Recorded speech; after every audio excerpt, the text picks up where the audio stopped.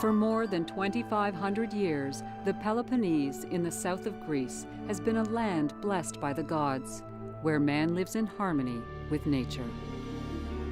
The columns, the pediments, the architecture is powerful, yet light, thanks to a civilization which values harmony with its environment. Here, the land is fruitful. The regular pulse of the Mediterranean climate seems to have given birth to eternal serenity. This region is renowned for its forest honey.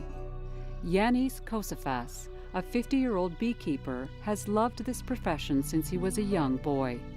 He collects the nectar from the hives in Zakaro, his native village.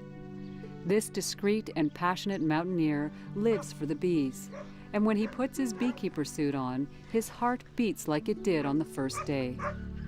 Yannis has always lived here. He feels privileged to witness the evolution of his natural environment. I had, in the past, up to 120 hives. I had the great privilege to work in a mountain that had great potential. I was able to collect the honey in winter, in summer, no matter what season. The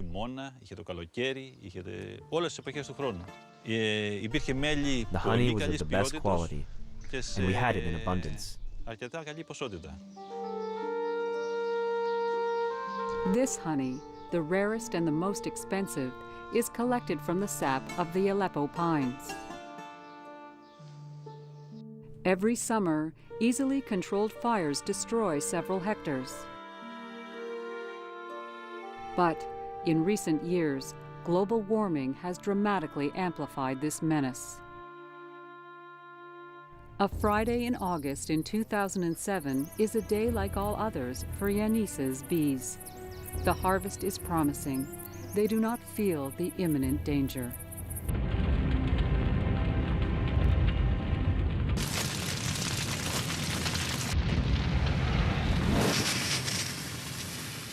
A monster of such size and violence has not been witnessed in human history.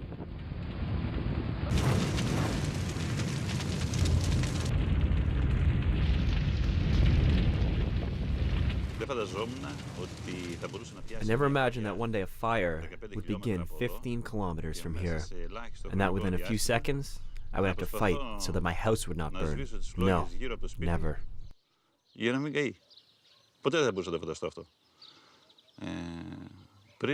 15 years ago, we were used to fires that would appear here and there. But till now, we never had seen anything of this magnitude. We managed to put out the previous fires, but this one was extraordinary.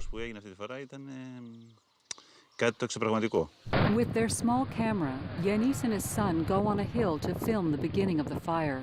Although he was panicking, he managed to keep his hand on the camera. This exceptional testimony is retold by the actual people who were there at the time.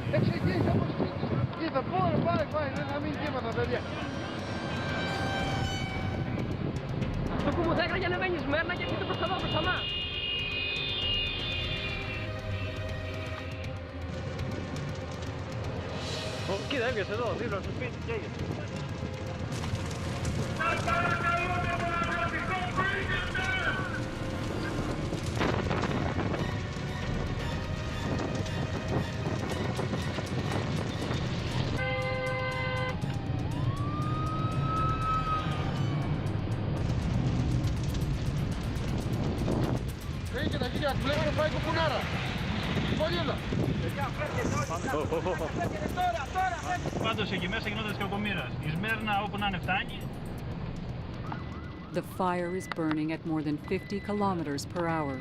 Yannis and his son Gregory must run to try to protect their house. But the fire is faster. There is no longer any electricity or water. They have to find an independent water supply, fast.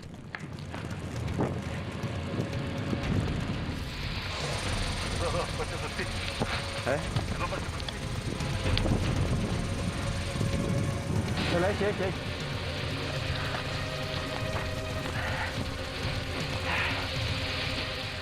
All alone, Yanis saves his life and his house. But at Zakaro, not everyone is so fortunate.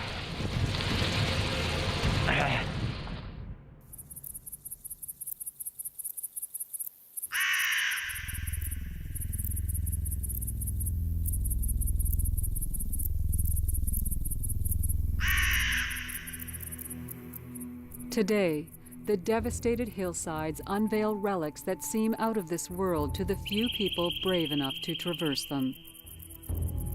The charred trees remain standing, like fossils. These events took place between the 22nd and 25th of August in 2007. The fire mainly hit the province of Elias in the Peloponnese in the south of Greece. The community of Zakaro and its surroundings were the most affected. In total, 100,000 hectares of forest went up in smoke. In the aftermath of this catastrophe, everything was destroyed. Trees and animals simply disappeared. The fire even pursued the unlucky residents who tried to escape. On the other side of the hill, just like a statue, is the carcass of a burnt motorcycle. A young, spirited man named Niklos thought he could outrun the fast-approaching flames.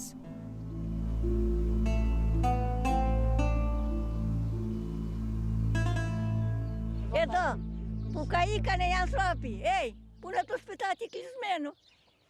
4 παιδιά και η μάνα και η πεθεράτης και ο αδελφός της, αστυνομικός. Πέρναγες, έλα να πιούμε έναν καφέ, έλεγε η συγχωρεμένη. Η πεθεράτης, έλα να πιούμε έναν καφέ, τώρα εκλείστηκε το σπίτι. Και τώρα είναι κλεισμένο και αμπαριασμένο. Κλεισμένο και αμπαριασμένο.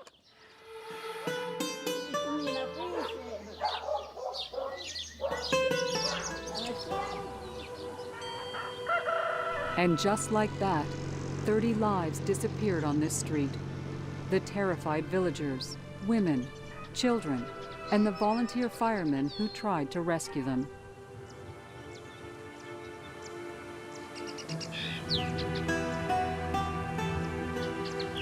The items and photos left on these modest monuments are a testimony to the deep trauma suffered by the people of Zakaro.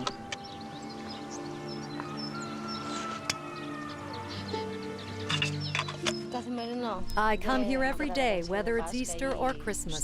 Every day.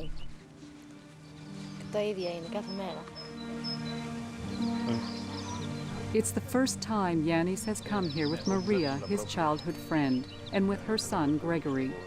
He has known most of the deceased since birth. Here it's a grandmother with her grandchildren. We have a lot in common. A lot of the members of one family passed away. But the most tragic is the mother with her 4 children. And further down the road, there's a mausoleum to her brother. When he realized what had happened, he came here to help and ended up on fire. There were a total of 7 victims in this one family.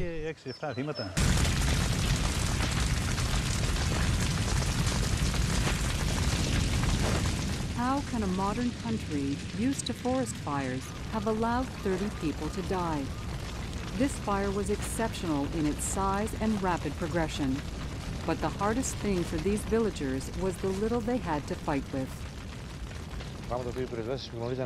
Most of the people who volunteered were used to fighting house fires, not forest fires.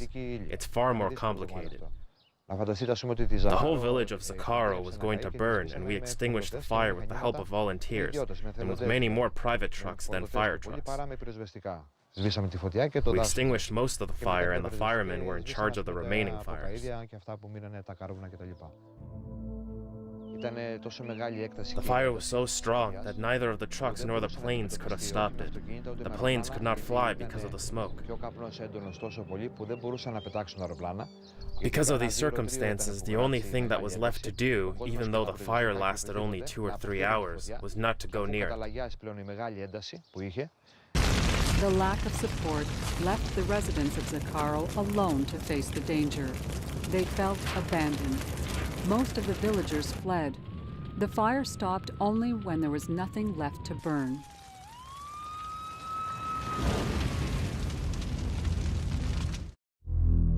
Greece, on the brink of bankruptcy, no longer had the ability to finance fire prevention. In Zakaro, they had no firehouse, just a dilapidated shed, a small parking lot, and a small truck, which was a gift from a bank, but not a cent to form and train municipal firemen. Therefore, the beautiful truck will sit there unused, just like the other one from 1980 that sits at the base of the deserted shed. The economy in this region is essentially rural and is slowly dying. The fire ruined most of the farmland. The beekeepers of the Peloponnese have paid the highest price. Before, this area was a sanctuary. The sap of the pines that were centuries old produced exceptional honey. When more than 20,000 hives were destroyed, 1 billion bees were trapped in their fragile wax. Yanis's bees were not spared. Heavy-hearted, he comes back from where his hives were burnt.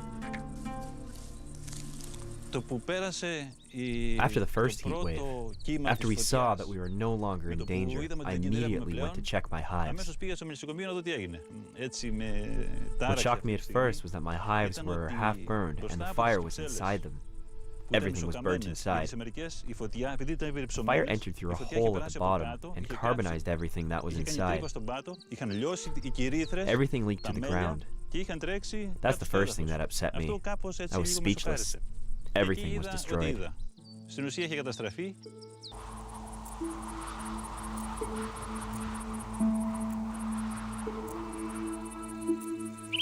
3 years after a catastrophe that no one could have foreseen, Yanis still tries to understand it.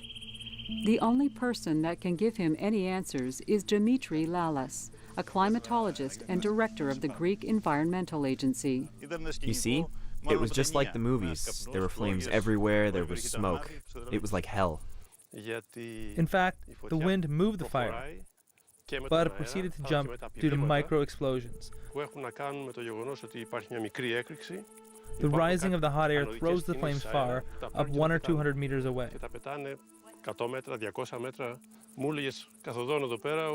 told me that you saw a tree that exploded, all of a sudden due to heat. How far did it go? Yes, you're right. 200 meters more or less. But what impressed me was that the fire made vortices. Imagine a fire vortex that was 200 meters in diameter. In the absence of fire, the mountain slopes and the heat of the ground creates an upward movement. You then add fire and the air becomes lighter. That is what created this movement of air that was fast and scattered the burning wood. That is stronger than if we saw it on flat grounds. That is what the people who were burned had failed to anticipate.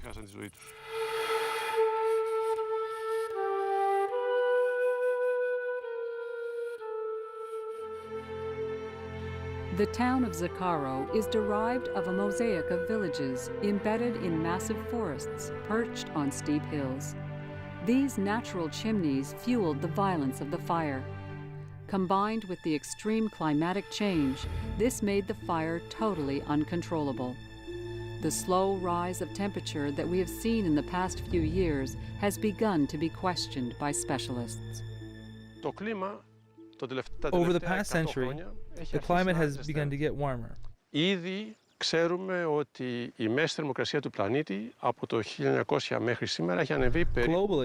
the average temperature has increased from the year 1900 to today by 0.6 of a degree. These records of increasing heat give a partial explanation to the 2007 fires.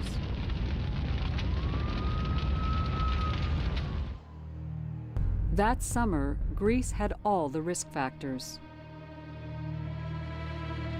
Some outbreaks of fire, easily controlled in normal conditions, lit up the whole country for 3 days.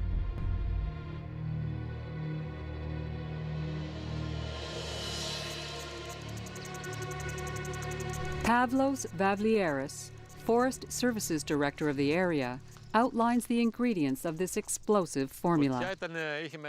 In a fire, there are three determining factors: the temperature, the intensity of the wind, and the humidity relative to the atmosphere.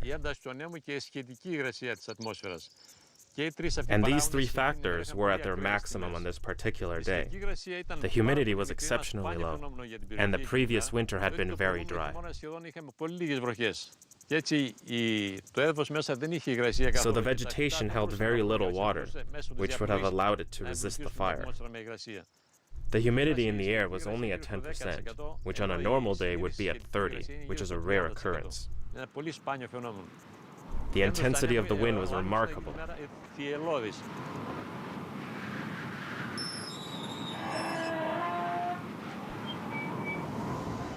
On the banks of the Ionian Sea, it is normal to find such wind at the end of the summer. But this day, August 22, 2007, the wind was gusting northeast and blew more than 100 kilometers per hour. This was a storm. At the same time, the temperature was 43 degrees Celsius. In a different situation, we would have been able to extinguish the fires, but combined with the drought and the wind, we were unable to do so. These forested areas, they were like waiting gunpowder. All that was missing was a spark, and it could have all been ablaze. Actually, it was like the region was covered in black powder, and the whole region was smoking. Unfortunately, the spark did happen, and the whole region went up in flames. Extreme temperatures, dehydration, strong winds. The combination of these three factors generated a huge fire that devastated the entire province. The slow decline of the aridity in the south of Greece raises the fear of increased frequency for these dramatic and devastating fires.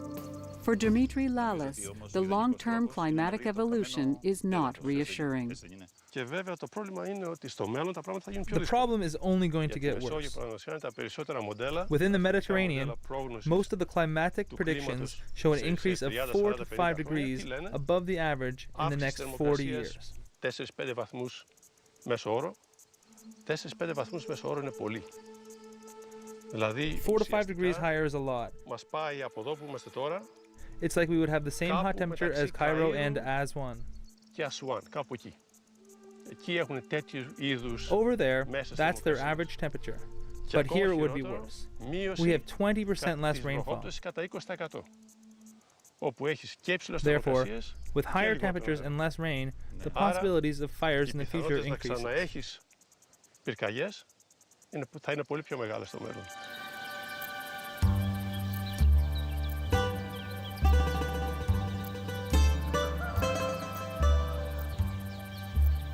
The beekeepers are the first to see the warning signs in the disturbance of the seasons. The weather in our region, and in all of the south of Greece, it appears that difference in temperature is becoming more important. There are bouts of heat, less periods of cold weather, and the rainfall is becoming less and less. All of that disrupts nature, and the blooming season shifts. The bees are intimately attuned to the rhythm of nature, so they are also disrupted.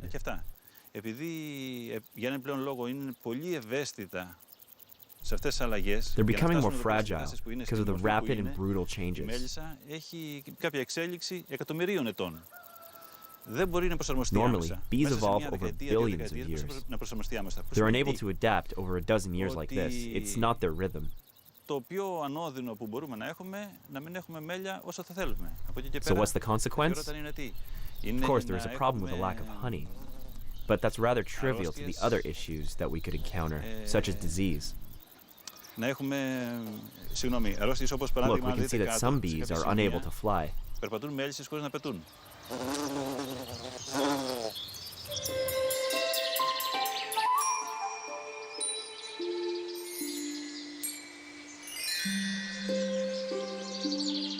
For the past 3 years, the regrowth of vegetation has provided food for the bees, but only during the few months of spring. For the rest of the year, as the softwood has disappeared, they wither and die. The destruction of the forest is causing starvation in the bees. Weakened and malnourished, they remain stuck on the ground and they are unable to pollinate.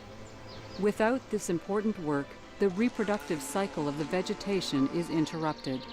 Eventually, there will no longer be any flowers, and therefore no more bees.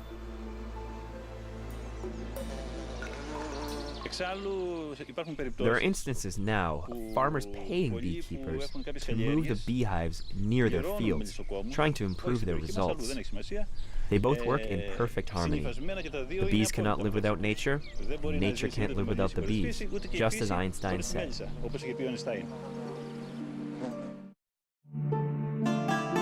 For the Peloponnese, it's honey, but it's also olives. More than 250,000 olive trees were destroyed. Today, the trees that gave this region its pride and fortune are slowly trying to grow back, forming small bushes that are still not yet producing. Panagiotis Kyriapoulos is an old friend of Yanis's. This olive producer lost everything. Nothing is left of the 500 olive trees which were the livelihood of his elderly parents and himself. Black, black, black. Everything was burned. Almost all of it fell down. If there was one standing up, it was not much more than coal.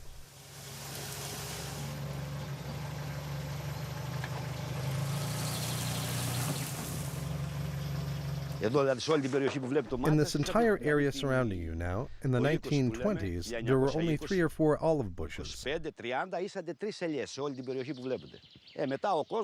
So the people made some grafts, and slowly they turned into olive trees.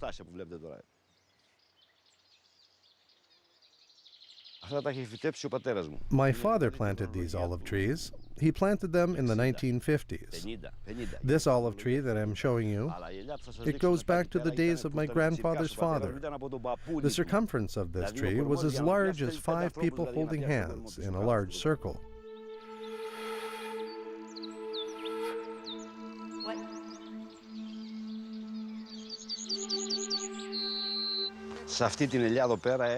During the summer, my father relaxed under the shade of this tree. His father, grandfather, and great-grandfather, and all the generations, they all came here. We had placed a bed under this tree so that they could spend the night under the stars. At that time, it was the custom of the people to live outside from May until August. They had the vineyards below, and they used this tree as a summer home. And they slept here. When the fire started, it became a huge hollow tree. When I returned, I found an axe. The tree had always been here. My father told me not to cut it down because it would erase the memories. But what memories? It brings back bad memories.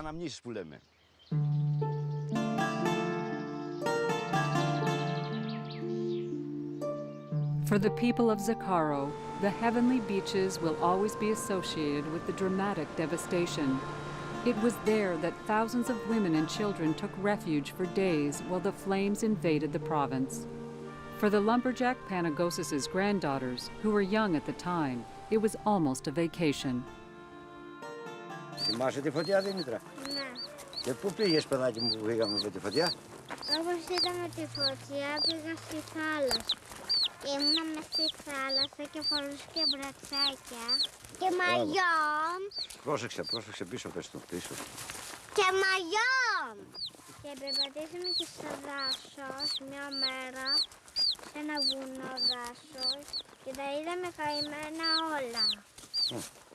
It may be 20 or 30 years before the region sees the large and prosperous trees again.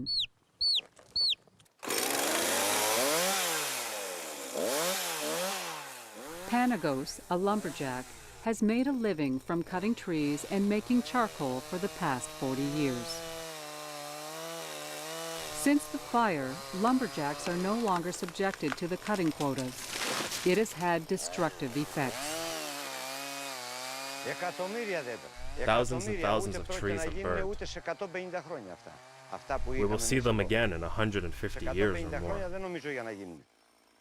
So all these burned trees had to be cut down for the regeneration of the forest.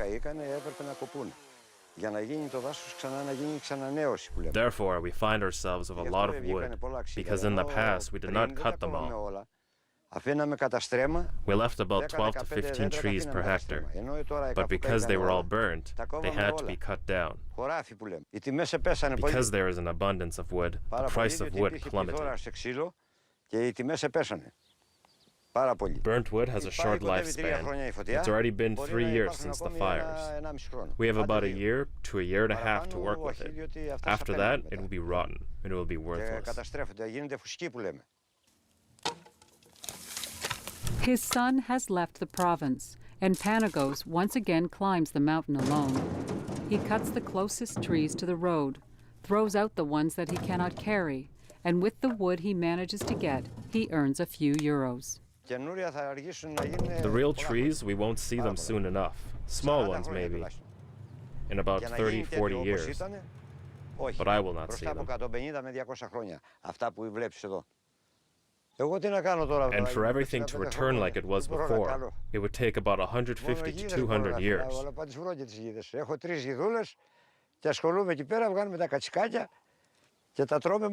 What do you want me to do now? I'm 65. At best, I can raise goats. That would give me lambs to eat. I have 3. I cannot do anything else. Panagos's cuttings are so trivial that it does not impact the remaining vegetation. On the other hand, some lumber companies flatten the forest in a quasi-industrial way.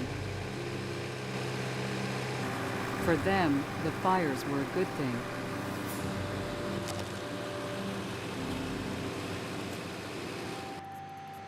With a PhD in biology and as a member of WWF, the Association for the Protection of the Environment, Kostas Poriazaitis is fiercely opposed to these methods. For him, the burned trees should never be touched. After a large fire, there is always a major discussion about how to best allow the forest to reclaim the land. Burnt trunks contain vital material for the regeneration, and therefore, if we clear them, the regrowth will be harder, and the forest will find it hard to find its nutrients.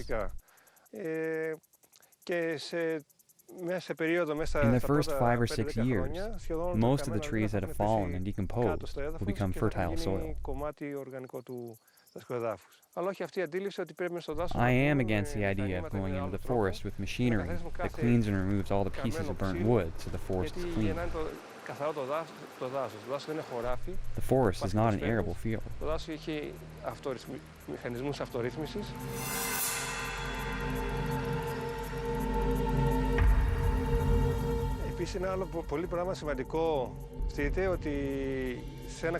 Another very important point, in a burnt forest where everything has been leveled, if the rain falls heavily, the grounds are full of ravines and the water runs rapidly.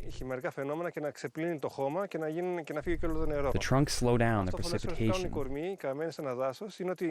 The rain falls alongside the trunks, and it can easily be absorbed by the ground. Από τους κορμούς σιγά σιγά προς το έδαφος.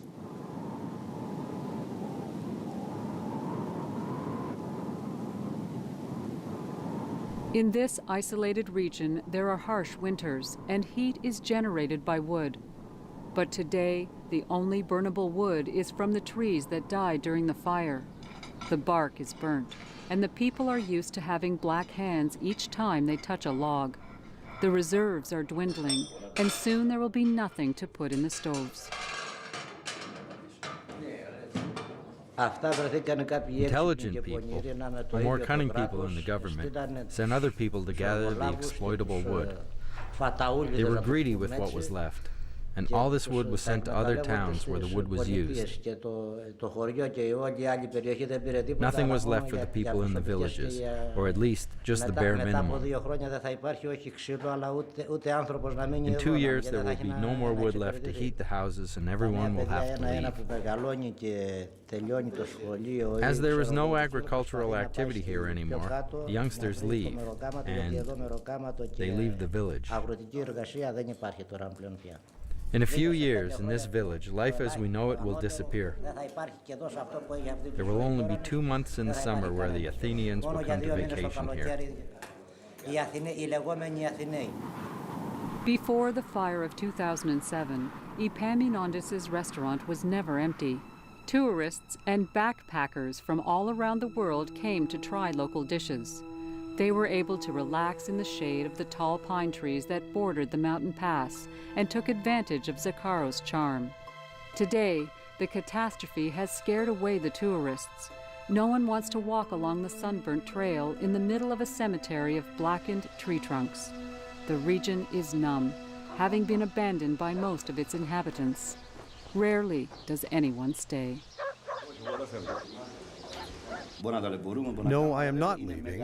Staying is the most important decision, and yet the hardest. Rather than leaving and immigrating to Australia or France, or even going to Athens, we should stay here and find something to do. It might be miserable here, but I am not leaving. It's my country. It is a place where I was born.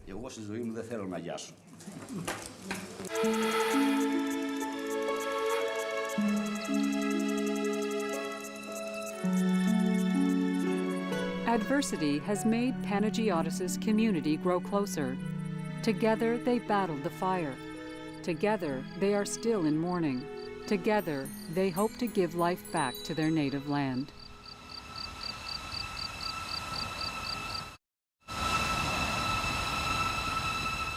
For the Greek Orthodox, Easter is the most important time of the year. The Saturday before Easter is the day of the resurrection. In the palm of his hand, each person protects the little light of life. Together in this martyred province, they hope for a renewal of the land. In between the dense crowd that follows the procession, Yannis prays to see, once again, his beehives under the shaded trees.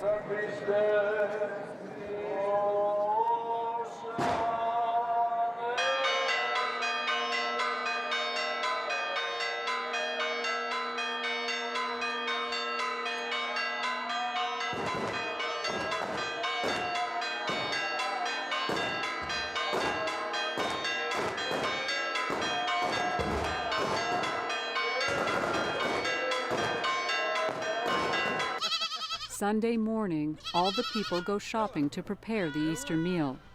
Since the fire, local products like olives, lettuce, and honey have slowly reappeared on the shelves. The beekeepers' production is still low. There is no more forest honey. They only have mille-fleurs, or thousand flowers, which is collected from flowers close to the ground and tastes plain to customers who are used to a greater variety of honey. At Yannis' home, all his family and friends are there. 3 generations would love to forget their worries and enjoy the present.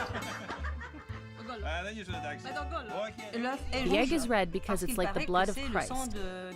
If you play correctly when you hit the egg, you are lucky if it doesn't break.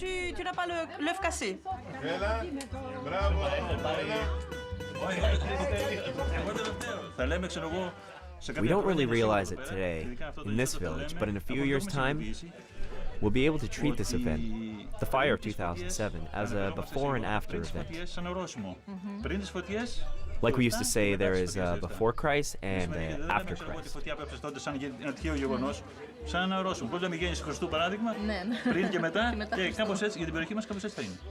Now we will go and see a little bit of the village. We see that the forest, you can see, was burnt down, but we hope to see it full again. We don't know if the pines will be as large when we are no longer here, but we hope all will be green. They are optimistic. He and his family have worked hard. The hives, for example, he rebuilt them. He planted more olive trees. He did a lot of things to improve his life and bring it back to the level it was before. In Yanis's garden, his wife collects a swarm that has just escaped the hives. She has to hurry. The queen and her workers are at risk of flying away at any moment. It is spring. It's a new beginning for all the animals. It's the same for the bees. The queen, as well as the other bees, leave the old hive and look for a new place to live. At this moment, the bees are on a quest to a fixed point. We do not want them to fly too far, otherwise we would lose them. That is why we're looking for a new place for them. The workers and the queen are like one organism. Once the queen falls in a hive, the workers follow suit, and a new colony is born.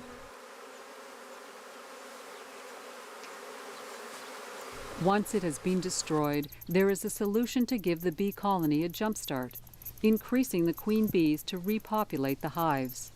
Since the fire, Antolis Anaxis has multiplied his beekeeping activity tenfold.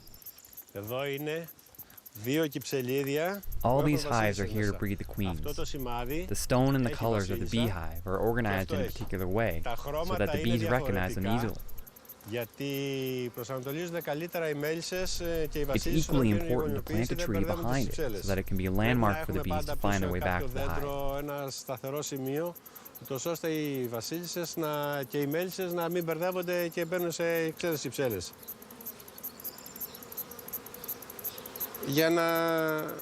Soon, we'll introduce these new queens to the hives that don't have any.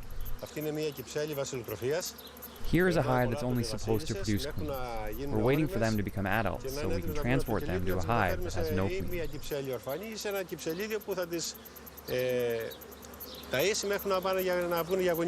The queens and the workers come from the same eggs. It's just the food that is different. The queens feed only on royal jelly. Pregnant queen cocoons are fixed on frames and stored in hives to act as a nursery.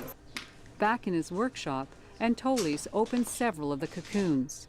Each socket consists of a larva and her reserve of royal jelly. The nurse bee is always faithful to his post. We can see perfectly the royal jelly inside. The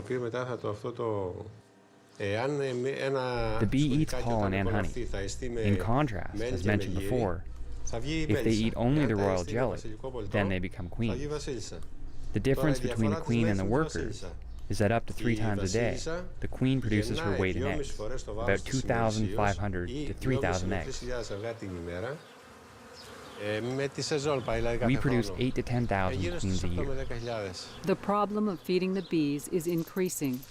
Before the fire, sap from large trees would feed the bees all year long, and the hives were sedentary.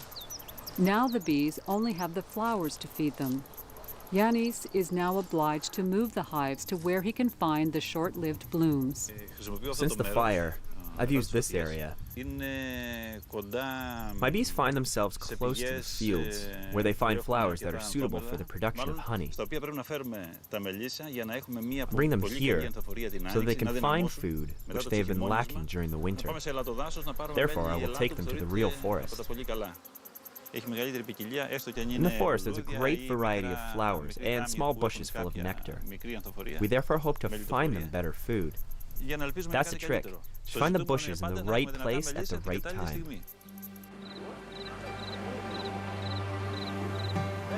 He needs to move the hives tonight. The seasonal migration can only be done at night when all the bees are nestled in the hives. The hives are fumigated to put them to sleep. The bees are very sensitive to sound and are nervous creatures, so this procedure should be done with a calm and steady hand. Next begins the riskiest step, the voyage. The sleeping bee villages, 50 hives, which represent 3 million bees, are moved quickly but with the utmost care. Each voyage is an adventure. They have to travel small, narrow, and winding roads through the mountain, then venture out onto rough paths with the loaded truck, hoping not to tip over.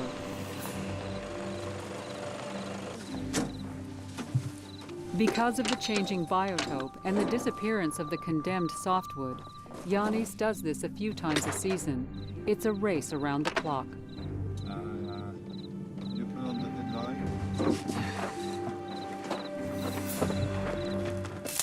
Panagiotis also has to restart his operations as soon as possible. His olive trees are nothing more than a tangled mess of branches. He used to produce 6 tons of oil. The 40 olive trees that he has kept produce maybe 600 kilos. Not much to live on. To make a decent income, he will have to regrow many more trees with the only means at his disposal, his own 2 hands. We trim the trees, because even if the tree is burnt, the roots are still alive, and there are branches that have begun to grow. We should trim all of this, but leave 2 or 3 branches, so that the trees can recover. After, there should be only 1 trunk, like in the past.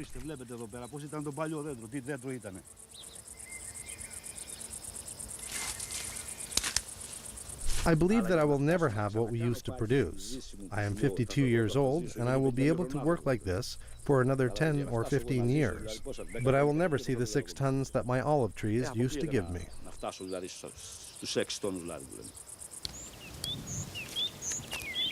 All the burnt olive trees have wild regrowth. Panagiotis now has to do a graft on every branch so that it becomes productive.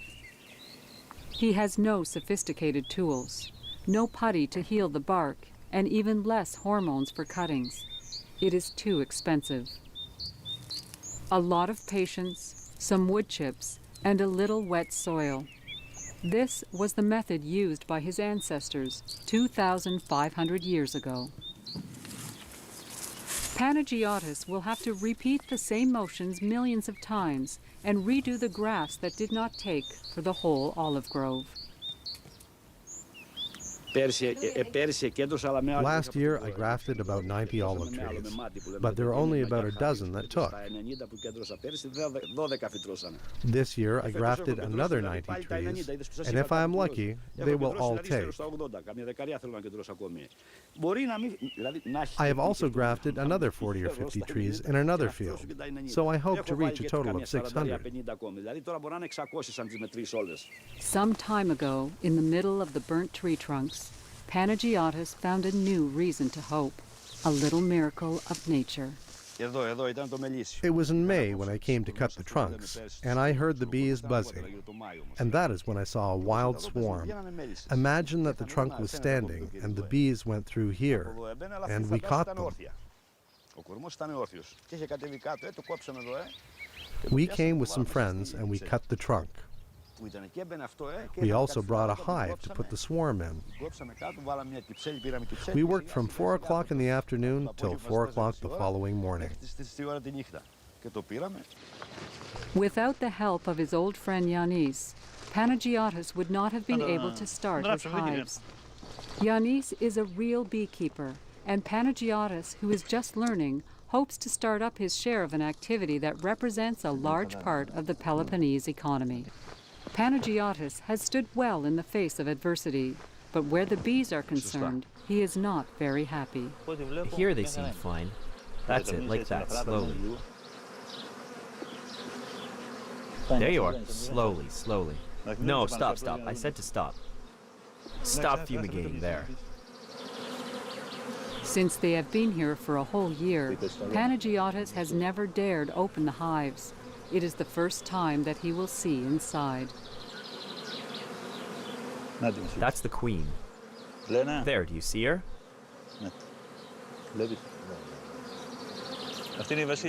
That's the queen. You see her. You see how she's different? You see her wings are different. They're blonde. When the nymphs are everywhere, then they don't allow any space between them. That means that the queen is very fertile. You see the old wax? They don't want to build up on top of it. It's spoiled and we'll have to throw it. We must change it. We'll have to remove it and put another piece of wax. The next time you have to do this, put it in the middle so that they can build on top of it immediately. Come to my house and I'll show you how to do it. Do you understand? Tomorrow bring your frames and I will help you do it. And then perhaps you'll be successful in making honey. Panagiotis only has 2 hives. He will need at least 50 in order to produce more than 200 kilos of honey and to bring in a profit. The growing forest is fragile, like a newborn. It is even more exposed to the variances of the climate, which makes it more unstable. The regeneration of the forest is not in itself our main concern. What scares me is the repetition of forest fires that occur too close together. That is what causes the most destruction. Since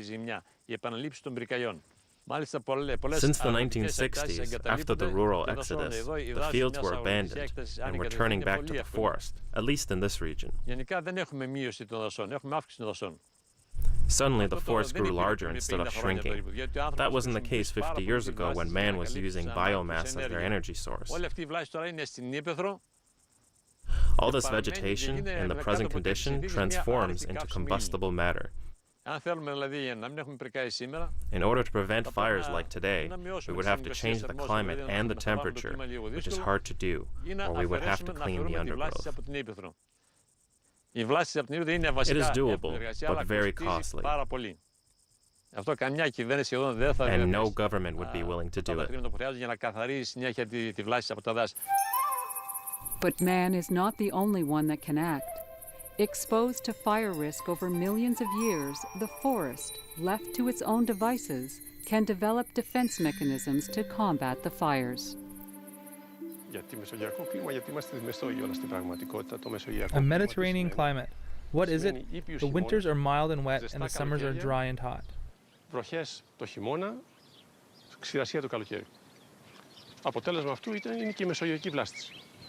The Mediterranean vegetation is characteristic of its climate. It has the ability to regenerate itself after a fire. Some even think that a regeneration by fire cycle exists every 20 to 30 years. 20-30 χρόνια. Μέσα σε αυτά τα χρόνια γίνεται μια φωτιά. There are some species that go even further. They profit from upward currents from fires to disperse new grains over new areas. Even more surprising, in the regions where the fires are extraordinary, the pine cones protect their nuts against burning. When the fire arrives, the cone will close hermetically. At the moment when the nut falls to the ground, the fire is already almost gone. The nut falls in the ash and waits for the first rainfall so that it can germinate. In Greece, there is no national policy on reforestation. There are only local initiatives. These kids may only be 15 years old, but they have already seen the land change.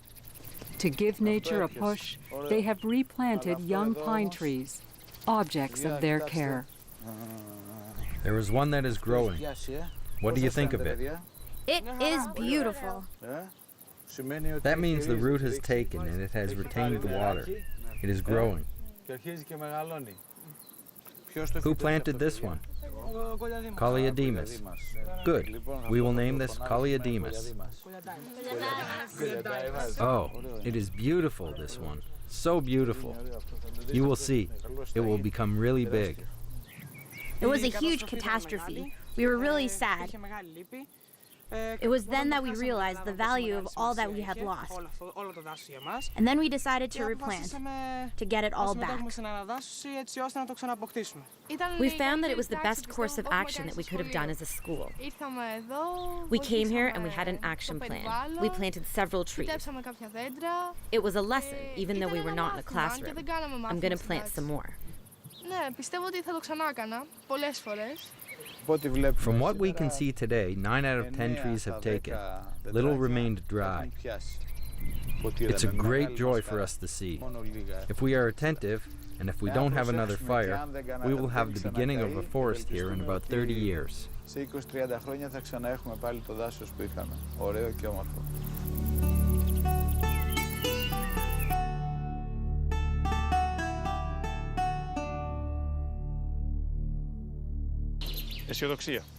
I am optimistic. You see, I think it will go better because, look, grass is beginning to grow. Over there are trees trying to grow. I am always optimistic. Sometimes I am accused of being too much so.